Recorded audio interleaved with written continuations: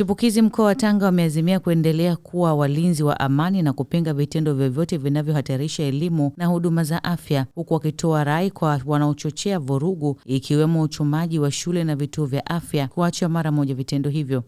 Ndugu waandishi habari, chipukizi wa mkoa wa Tanga kupitia kamati ya uendeshaji ya chipukizi ya mkoa chini ya mwenyekiti wetu Suleiman Ali, leo tumefanya kikao chetu cha kamati ya uendeshaji na kutoka na maazimio mbalimbali.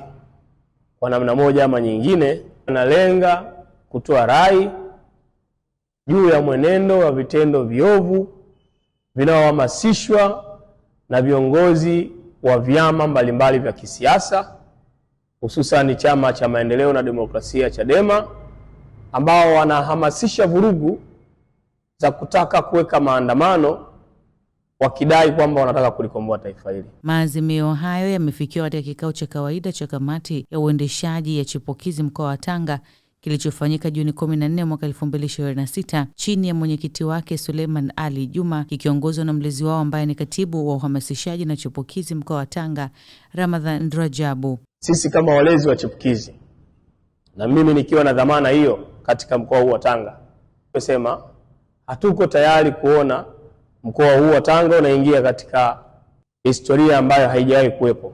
Napenda kulaani na naomba nitoe rai wale wote wenye kuandaa maandamano. Wajumbe wa kikao hicho walieleza kuwa uharibifu wa miundombinu ya elimu na afya unaathiri maendeleo ya watoto na vijana, huku ukichangia kukosekana kwa mazingira bora ya kujifunzia na kupata huduma za matibabu. Naomba, kwa sababu tumesikia katika vyombo vya habari, tumesikia katika mitandao ya kijamii, wapo baadhi ya wanaharakati ambao wanajaribu kuhamasisha vurugu.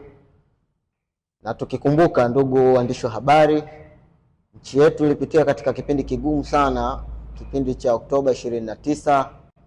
Kulikuwa na mambo mengi sana, ikiwemo kuchomwa miundombinu ya shule, vituo vya afya, pamoja na mali za serikali au mali za umma, ikiwemo vituo vya polisi na baadhi ya watu kujeruhiwa.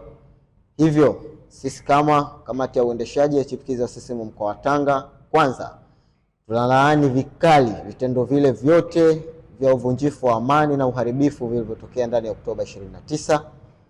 Pili, tunawaomba wote wanaharakati na wanasiasa ambao wanajaribu kuvunja amani na ustawi wa nchi yetu waache mara moja, kwa sababu amani ya nchi yetu hii ndiyo msingi wa maendeleo ya taifa bora. Sisi kama kamati ya uendeshaji, nikiwa mimi mwenyekiti wa chipukizi wa CCM mkoa wa Tanga naiongoza, naomba tutoe rai kwa pamoja, waache vitendo vyote ambavyo wanajaribu kuvihamasisha na kutaka vifanyike ndani ya masiku mbeleni yajayo.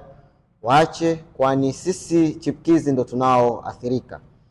Sisi chipukizi ndo ambao tunapata elimu kupitia mashule ambayo Daktari Samia Suluhu Hassan ametujengea, yakiwa na uwezo na walimu waliokuwa thabiti na walimu waliokuwa bora na wenye nia njema ya kutupa elimu.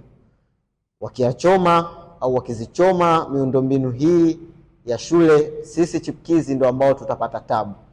Na sisi kamati ya uendeshaji mkoa hatupo tayari, kwa sababu hili tuathiri. Ndani ya Oktoba 29 tulikaa wiki moja nyumbani bila kupata elimu, ilhali hii sio sahihi, na sasa imepelekea kudorora katika elimu kwa baadhi ya wanafunzi.